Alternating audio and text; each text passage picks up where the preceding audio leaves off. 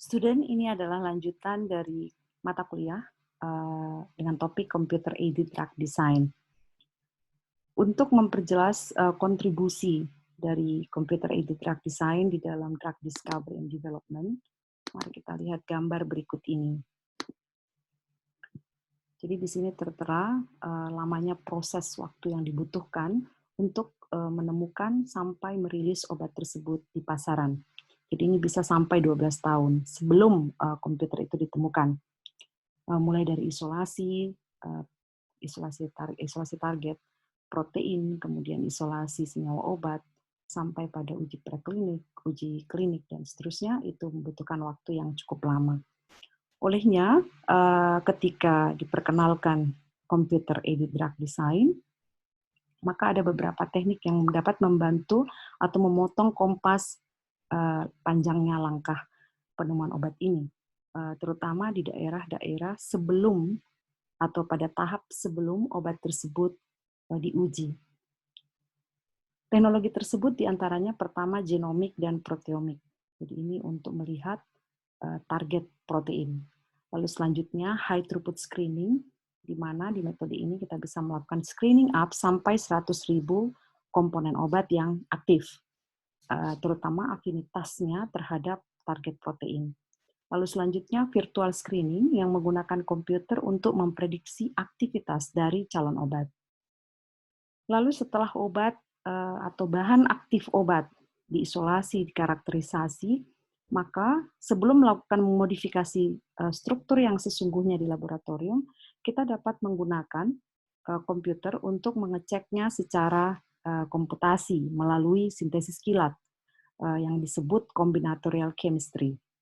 Jadi di dalam combinatorial chemistry ini, sintesis hanya kita running di dalam komputer sambil melihat berapa yield yang dihasilkan atau berapa rendamen yang dihasilkan. Tentu diharapkan senyawa yang kita peroleh itu rendamennya cukup besar dan memang diprediksi sudah aktif atau sudah terikat dengan kuat pada reseptor yang kita inginkan.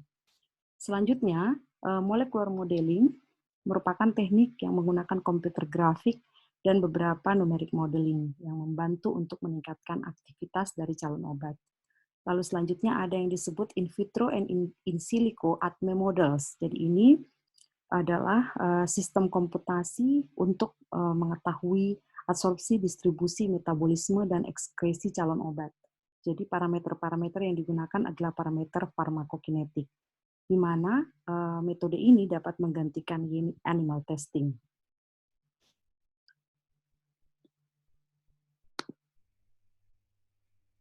Jadi di dalam drug discovery and development itu cukup banyak parameter-parameter yang dapat kita pelajari, terutama untuk penentuan misalnya log-P yang biasa kita sebut lipophilicity measure.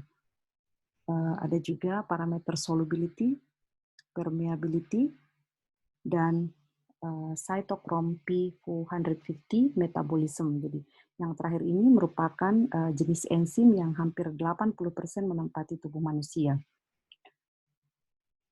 Log-P merupakan nilai koefisien partisi yang sering dituliskan dalam bentuk logaritma.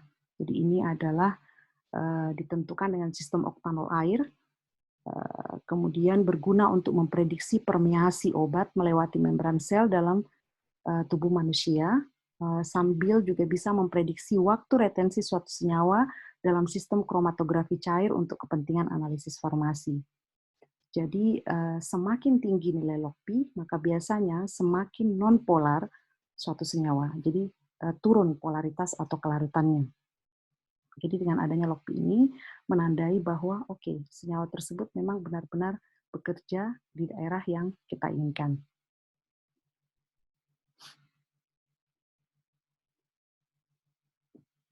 Adapun model docking yang biasanya kita bisa lihat pada saat melakukan experimental job melalui komputer, modelnya seperti ini. Jadi ini diibaratkan sebagai senyawa, sedangkan yang gumpalan yang besar ini merupakan protein.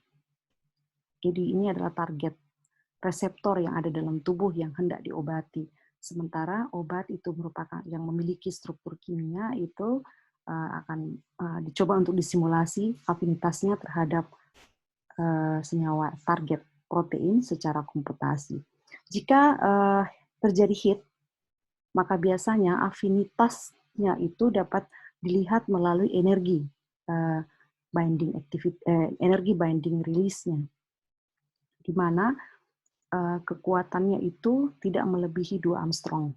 Jadi semakin kecil friksi yang terjadi antara target protein dan senyawa obat atau ligan, maka itu berarti calon obat tersebut mampu terikat lebih lama pada protein, sehingga menjadi prospektif untuk digunakan sebagai calon obat pada reseptor tersebut.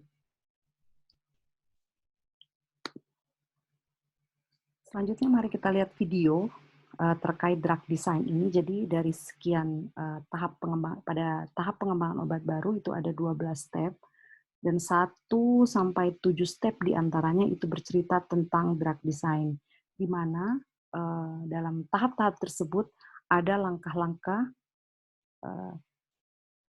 mendesain obat menggunakan sistem komputasi.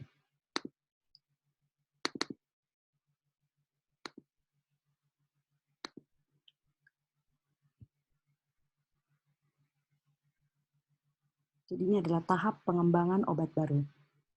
Ada 12 tahap di sini.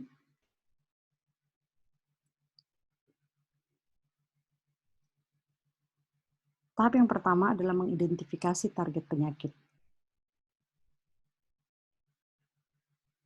Nah, hal yang penting itu ada beberapa pertanyaan yang timbul dan ini perlu dipertimbangkan pada saat menentukan jenis obat apa yang akan menemui reseptor tersebut. Lalu mengidentifikasi target obat. Target obat biasanya makromolekul, obat yang digunakan lebih kecil. Jadi ini bercerita tentang interaksi pengikatannya. Jadi setiap reseptor itu memiliki binding site, di mana jumlah unbound dan jumlah bound-nya itu akan ekuivalen. Adapun molekul target obat ada 4, ada lipida, protein, karbohidrat, dan asam nukleat. Lalu langkah selanjutnya adalah prosedur tes. Kita bisa menggunakan metode isolasi dengan beberapa tipe ekstraksi atau menggunakan spektroskopi untuk mengidentifikasi struktur senyawa. Setelah itu menentukan senyawa pemandu atau lead compound. Jadi ada beberapa syaratnya, yaitu dijelaskan di dalam gambar ini. Senyawa pemandu atau penuntun itu bisa diperoleh dengan cara-cara tersebut. Selanjutnya kita lakukan HKSA atau SAR untuk mengecek hubungan antara struktur dan aktivitasnya. Pengujian SAR ini bisa dilakukan dengan beberapa metode. Jika aktivitas biologis obat tersebut baik, maka kita akan tetap meneruskan proses tadi. Jadi kita selanjutnya mengidentifikasi farmakofor.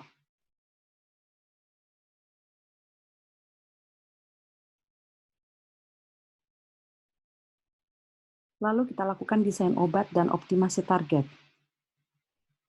Untuk optimasi target ini, kita harus mengetahui senyawa mana yang berinteraksi dengan sel target. Jadi harus mengetahui sisi aktif proteinnya. Jadi cara mengoptimasinya ya dengan cara yang menggunakan komputasi. Disinilah digunakan computer aided drug design dan high throughput screening. Lalu selanjutnya mengoptimasi sifat farmakokinetiknya. Pengujiannya ada beberapa cara, kimia, fisika, biologis, dan molekulernya juga ada in vitro dan in vivo. Nah, ini untuk mengecek seberapa besar kemampuan obat tersebut melalui tahap ATME di dalam tubuh manusia. Selanjutnya adalah uji toksisitas untuk melihat keamanan obat. Ini sudah memasuki uji praklinik. Jadi ada dua, uji aktivitas obat dan uji toksisitas obat. Dan toksisitas juga dibagi lagi menjadi toksisitas umum dan toksisitas khusus. Jadi jika obat tersebut ternyata sangat toksik sampai menimbulkan lethal dose pada hewan coba, maka kita menganggap bahwa calon obat tersebut tidak berhasil menjadi obat yang efektif dan manjur. Ini uji toksisitas dilakukan pada hewan coba. Berikutnya adalah pengembangan senyawa obat. Jadi ini kita bisa lakukan dengan proses sintesis atau menggunakan teknik sintesa kimia, bisa dengan memperbaharui atau memodifikasi sebagian dari struktur obat itu atau memodifikasi seluruh struktur obat tersebut. Ini tentu saja untuk melihat efektivitasnya ya. Lalu selanjutnya pembuatan paten dan regulasi. Memang harus dibuatkan paten atau didaftarkan paten sebab ini untuk menjamin perlindungan hukum terhadap obat tersebut. Selanjutnya uji klinis, ini adalah langkah terakhir yang akan melibatkan manusia. Jadi memang ada kriteria yang harus ditempuh untuk melakukan uji klinis. Nah, ada 4 fase, jadi jumlah sukarelawannya dan tujuannya tentu berbeda-beda di fase tersebut.